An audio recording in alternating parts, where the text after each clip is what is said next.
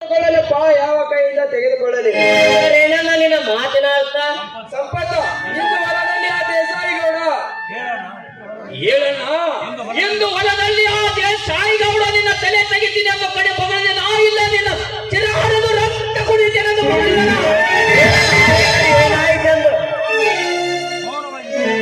ಮೌನವಾಗಿ ನಿಲ್ಲಬೇಡಣ್ಣ ಈ ವಿಷಯದಲ್ಲಿ. ನೀವಾದ್ರೂ ಹೇಳಿ ನಿಜ ಸಂಗತಿಯನ್ನ.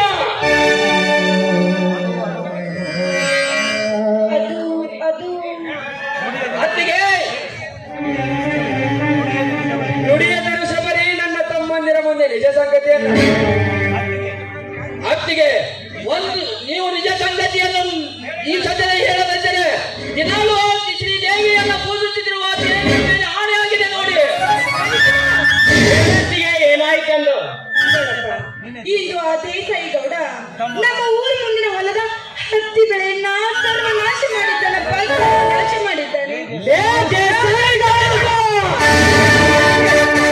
ಅದನ್ನು ತಡೆಯಲು ಹೋದ ನಿಮ್ಮ ಅಣ್ಣವರ ಕೈಯನ್ನ ಸುಟ್ಟು ಕಳಿಸಿದ್ದಾನಪ್ಪ ಪಾಪಿ. ಅಲೇ ಮಗನ ದೇಸಾಯಿಗೌಡ, ನಾನಿಲ್ಲದ ಸಮಯ ಸಾಗಿಸಿ ನನ್ನ ವರಲಕ್ಷ್ಮಿ ಬೆಳೆ ತುಂಬಿ ನಿಂತಿರುವ ಹತ್ತಿ ಬೆಳೆಯನ್ನು ಅವರಿಗೆ ನಾಶ ಮಾಡಿದೆನೋ ಕೆಟ್ಟ ಸುರೇಶನೇ. ಮೇಲಾಗಿ ನನ್ನ ಅಣ್ಣನ ಕೈಯ ತೊಟ್ಟು ಅಡಿಗೆ ಕುಳಿತರು ನಿನ್ನನ್ನು ಎಡಮುಡಿಗೆ ಕಟ್ಟಿ ತರುತ್ತಾನೆ ಈ ಜನ್ಮ ತಪ್ಪಿದೆ. ನಿಲ್ಲು ಸಹೋದರ, ನಿಲ್ಲು. ಸಮಯ ಬಂದಾಗ ನೋಡಿದರಾಯ್ತು. ಸಮಾಧಾನ ತಂದುಕೋ. ಹೇಗೆ ಸಮಾಧಾನ ತಂದುಕೊಳ್ಳಲಿ? ನಾ ಹೇಗೆ ಸಮಾಧಾನ ತಂದುಕೊಳ್ಳಲಿ? ಆ ದೇಸಾಯಿಗೌಡನ ದರ್ಪ ಅಡಗಿಸಿ ದರ್ಪಣ ಮಾಡಿ ದರ್ಪಣ ಮೆಟ್ಟದರೆ ನಾನಾಗಿ ನಿಲ್ಲುವೆ ಈ ಸಮಾಜದಲ್ಲಿ. ನೋಡಪ್ಪ, ಸಿಟ್ಟು ಕೆಡಿಸಿದು ಶಾಂತಿ ಉಳಿಸುವಂತೆ. ನೋಡು, ನಿಮ್ಮ ಅಣ್ಣ ಹೇಳೋ ಮಾತನ್ನ ಕೇಳು. ನನಗೆ ಯಾಕೋ ಭಯವಾಗ್ತಾ ಇದೆ. ಯಾಕತ್ತಿಗೆ ಎಂಡು ಕುರಿ ಹಾಲನ್ನೇ ಕುಡಿದು ವೀರನಂಬಳ್ಳಿ ರಾಯಣನಂತಿರುವ ಈ ನಿನ್ನ ಮೈದ ಪ್ರದಕ್ಷಿಣೆಯ ಮೇಲೆ ನನಗೆ ಅನುಮಾನವೇ? ಈ ಜೀವಂತ ಇರುವಾಗ ನಿನಗೆ ಪ್ರಾಣದ ಭಯ ಬೇಕೆ? ಭಯದ ಬೀದಿಯನ್ನೇ ಹರಿದು ಹಾಕಿ ಕಡಿದು ತರುವೆ ಆ ದೇಸಾಯಿಗೌಡರ ರುಂಡವನ್ನು. ಆ ದೇಸಾಯಿಗೌಡನೊಬ್ಬ ಸಾಕಷ್ಟು ಹಣವಿದ್ದಾನವಂತ. ಮೇಲಾಗಿ ದುಷ್ಟ. ಅವನನ್ನು ವಿರೋಧಿಸುವುದು ಬಡವರಾದ ನಮಗೆ ಸರಿಯಲ್ಲ. ಯಾಕಣ್ಣ ಇನ್ನು ಈ ನಿನ್ನ ತಮ್ಮ ಜಮದಗ್ನಿಯ ಮೇಲೆ ನಿನಗೆ ಅನುಮಾನವೇ? ಆ ದೇಸಾಯಿಗೌಡನ ಬಳಿ ಹಣವಿದ್ದ ಮಾತ್ರಕ್ಕೆ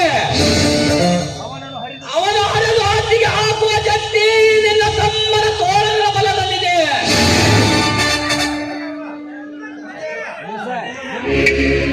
ನೀನು ಮೈದನ, ನೀನು ಹಿಡಿದಿದ್ದೆ ಹಠ ಅಂತ ಹಿಡಿದು ಒಂದೇ ಒಂದು ಹೆಜ್ಜೆ ಮುಂದಿಟ್ರೆ ಈ ನಿನ್ನ ಶಬರಿ ಅತ್ತಿಗೆ ಮೇಲಾನೆ. ಅತ್ತಿಗೆ ಕರುಣೆ ಎಂಬ ಕುರುಳೆಯನ್ನು ಕರುಣೆಗೆ ಕಟ್ಟಿ ಸುತ್ತಿ ಹಾಕಿ ಏಡಿಯನ್ನಾಗಿ ಮಾಡಬೇಡ ಅತ್ತಿಗೆ ಈ ನಿನ್ನ ಜಮದಗ್ನಿಯನ್ನು. ಜಮದಗ್ನಿ ಸಂಪತ್ತ. ಇಂದು ಈ ನನ್ನ ಅತ್ತಿಗೆರ ಮದುವೆಯಾಗಿ 8ನೇ ವರ್ಷ ಗತಿಸಿ 9ನೇ ವರ್ಷಕ್ಕೆ ಕಾಲಿಡುತ್ತಿರುವ ಹೊಸ ದಿನ. ನಿಮ್ಮ ಅತ್ತಿಗೆ ಬಿಸಿ ಬಿಸಿಯಾದ ಸಿಹಿ ಅಡಿಗೆ ಮಾಡಿದ್ದಾಳೆ. ಬನ್ನಿ ಎಲ್ಲರೂ ಸೇರಿ ಊಟ ಮಾಡೋಣ. ಅಣ್ಣ ಅತ್ತಿಗೆ ನಿಮ್ಮಿಬ್ಬರ ಮದುವೆಯಾಗಿ 9ನೇ ವರ್ಷಕ್ಕೆ ಕಾಲಿಡುತ್ತಿದೆ. ಈ ಶುಭ ದಿನವನ್ನು ನಾವೆಲ್ಲರೂ ಸಂತೋಷದಿಂದ ಹಾಡಿ ಕುಣಿದು ಹಂಚಿಕೊಳ್ಳೋಣ. ನಂತರ ದೇಸಾಯಿಗೌಡನನ್ನು ವಿಚಾರಿಸಿಕೊಳ್ಳೋಣ.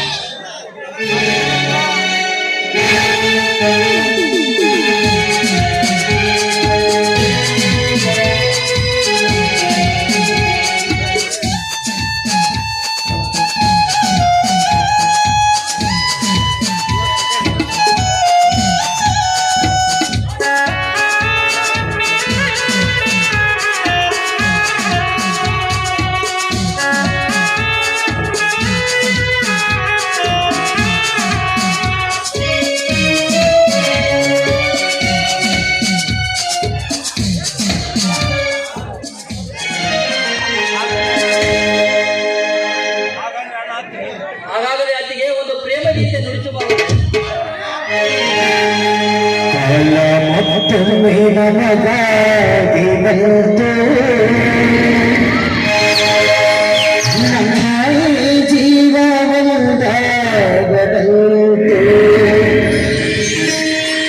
ಕಷ್ಟ ಸುಖವೋ ಸೋಲಗಲವೋ ನಮ್ಮ ಬದುಕಲ್ಲಿ ಜೊತೆಯಾಗಿದೆ ನಮ್ಮ